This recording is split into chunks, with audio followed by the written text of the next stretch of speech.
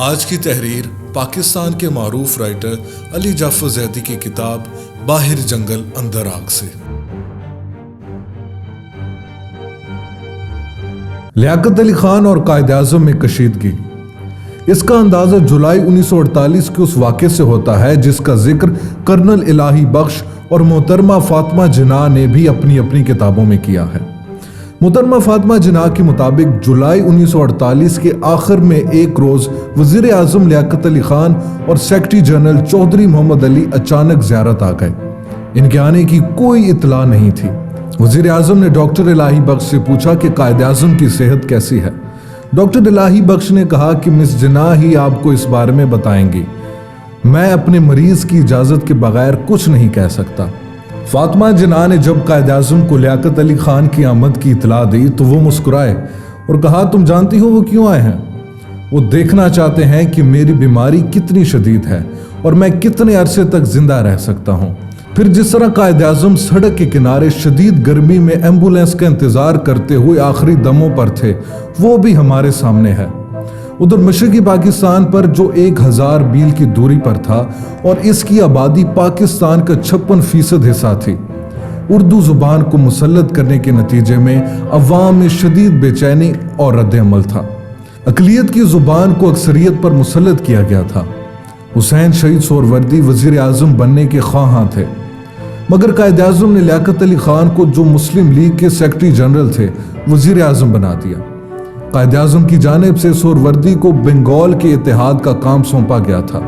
چودھری خلیق الرحمان جیسے لوگ، جنہیں قائد اعظم ہندوستان میں مسلم لیگ کی تنظیم کا کام سونپ کر آئے تھے، لوٹ مار میں حصہ لینے کے لیے پاکستان آ گئے۔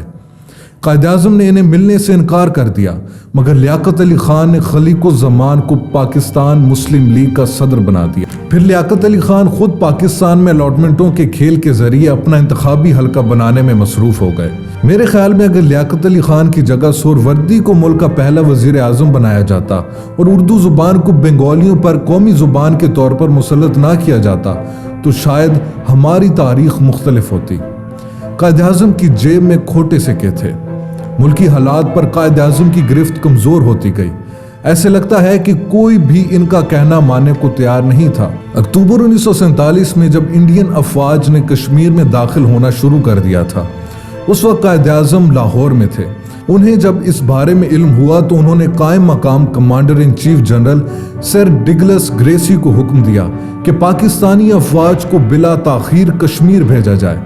جنرل گریسی نے حکم ماننے سے انکار کر دیا اور جواب دیا کہ میں آپ کے حکم کا پابند نہیں ہوں، بلکہ مارشل سر کلاڈ آکن لیک کے حکم کا پابند ہوں، جو کہ دہلی میں ہندوستان اور پاکستان کی افواج کا مشترکہ کمانڈر ان چیف تھا۔ نہ صرف یہ کہ جنرل گریسی نے حکم نہ مانا، بلکہ مارشل سر کلاڈ آکن لیک نے نئی دلی سے لاہور آ کر دھمکی دی کہ اگر قائد اعظم کے حکم کی تعمیل کی گئی تو افواج پاکستان کے تمام برطانوی افسروں کو واپس بلا لیا جائے گا۔ گویا تقسیم کے بعد بھی برطانیہ پاکستان پر ہندوستان کی بالادستی چاہتا تھا اور کشمیر کا مسئلہ قائم رکھنا چاہتا تھا۔ اس سے قبل کہ سیاسی دھند کے چھٹنے کی کوئی شکل بنتی، قائد اعظم کا 11 ستمبر 1948 کو انتقال ہو گیا۔ لیاقت علی خان نے پاکستان کو امریکہ کی گود میں ڈال دیا۔ لیاقت علی خان کو 1950 میں سوویت یونین کی طرف سے دورے کی دعوت دی گئی۔ ابھی سٹالن زندہ تھے اور خواہاں تھے کہ ہندوستان اور پاکستان کی فیڈریشن بنائی جائے کہ امریکہ نے لیاقت علی خان کو اپنے یہاں بلوایا۔ وہ پہلے ہی سے اس انتظار میں تھے۔ سوویت یونین کی دعوت کو چھوڑ کر وہ امریکہ چلے گئے اور پاکستان کو امریکہ کی گود میں ڈال دیا۔ یاد رہے کہ لیاقت علی خان کے دادا نواب احمد علی خان نے بھی 1857 میں انگریزوں کی خدمت کی تھی اور جدوجہد آزادی کے متوالوں کو کچلنے کے لیے پنجاب سے دہلی جانے والی انگریز فوج کے اسلحے، بارود اور دیگر جنگی سامان کو کرنال سے بحفاظت گزارنے کا فریضہ انجام دیا تھا۔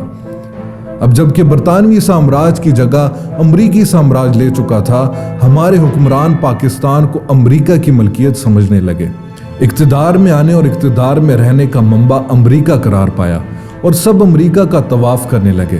مسلم لیگ نے سر جنگ میں کمیونزم کے خلاف اسلامی جہاد کے نام پر اس وقت سے ہی امریکہ کی کاسا لیسی شروع کر دی تھی۔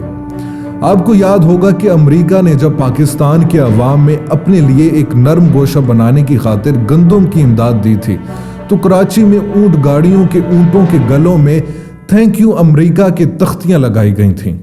امریکہ کا شکریہ ادا کیا گیا تھا۔ اسی دوران کشمیر میں محاذ آرائش شروع ہو گئی۔ ہندوستان کی تقسیم کے موقع پر لارڈ ماؤنٹ بیٹن نے نہرو کا ساتھ دیتے ہوئے گرداسپور کو، جہاں مسلمانوں کی اکثریت تھی، بھارت میں 17 اگست 1947 کو شامل کر کے بھارت کو کشمیر کا کھلا راستہ دے دیا تھا۔ یاد رہے پاکستان اور بھارت کی تقسیم 14 اور 15 اگست 1947 کو ہوئی، جبکہ باؤنڈری کمیشن نے حتمی باؤنڈری کا اعلان 17 اگست 1947 کو کیا، اور گرداسپور کے مسلمان آخری وقت تک اپنے آپ کو پاکستان میں سمجھتے رہے۔ ملک پہلے بن گئے، سرحدیں بعد میں طے پائیں۔ کشمیر میں محاذ آرائش شروع ہوئی تو حریت پسند آزاد قبائل کا سیلاب مظفر آباد اور سری نگر کی طرف سے کشمیر میں داخل ہو گیا۔ چند ہی روز میں یہ مجاہدین چکوٹھی اور بارہ مولا کی سڑک پر سری نگر سے 4 میل کے فاصلے پر تھے۔ اس محاذ آرائی میں پاکستانی افواج اس مقام تک پہنچ گئیں کہ پورے کشمیر پر قبضہ کر لیں کہ ہندوستان نے، جو کہ گھٹنے ٹیک چکا تھا، سلامتی کونسل کا رخ کیا اور جنگ بندی کا مطالبہ کر دیا۔ جب پاکستان کو کشمیر میں نمایاں کامیابیاں ہو رہی تھیں، وزیر اعظم لیاقت علی خان فوراً جنگ بندی کے لیے تیار ہو گئے۔ قرارداد کے ذریعے اس تصویب رائے کے وعدے کے نتیجے میں سیز فائر لائن طے ہوئی۔ سلامتی کونسل کی اس قرارداد پر آج تک عمل نہیں ہو سکا۔ کشمیری اپنی آزادی کے لیے کئی نسلوں سے خون بہا رہے ہیں اور ہندوستان اور پاکستان کی فوجیں آمنے سامنے کھڑی ہیں۔ آج تک کشمیریوں کو ان کے حق خود اختیاری سے محروم رکھا گیا ہے۔ علاقے کا امن تباہ ہو چکا ہے۔ دونوں ملکوں میں اسلحے کی دوڑ ہے۔ دونوں ممالک ایٹمی ہتھیاروں میں اپنی حفاظت سمجھتے ہیں۔ دونوں ممالک کے عوام بھوکے مر رہے ہیں اور گھاس کھا رہے ہیں۔